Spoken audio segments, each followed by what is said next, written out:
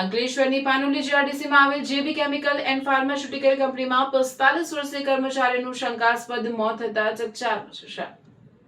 મૂળ બોડેલીના અને હાલ સંજાલી ખાતે રહેતા પ્રવીણભાઈ તડવી કંપનીમાં ફરજ પર ગયા હતા. દરમિયાન કંપનીમાં જ તેમની તબિયત અચાનક લખડતા કંપનીની એમ્બ્યુલન્સ મારફતે તેમને ઘરે મોકલવામાં આવ્યા હતા. જો કે ઘરે પહોંચ્યા બાદ પ્રવીણભાઈની તબિયત વધુ લથડતા તેમને ફરી કંપનીની એમ્બ્યુલન્સ મારફતે સીએચસી સેન્ટર ખાતે સારવાર માટે લઈ જવાયા હતા, જ્યાં ફરજ પરના તબીબે તપાસ કર્યા બાદ તેમને મૃત જાહેર કર્યા હતા.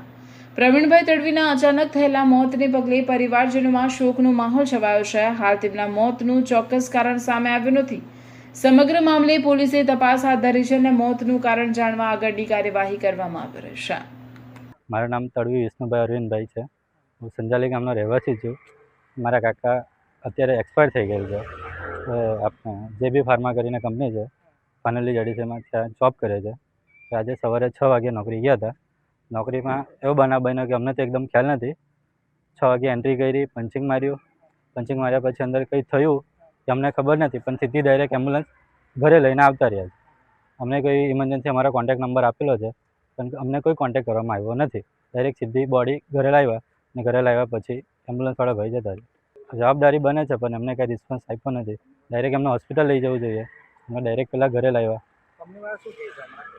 અત્યારે કંપનીવાળાનો કોઈ રિસ્પોન્સ છે નહીં. અત્યારે સ્ટેટમેન્ટ આપે છે, એના પરથી હવે આગળ જે કંઈ કાર્યવાહી થાય યોગ્ય કાર્યવાહી થવી જોઈએ.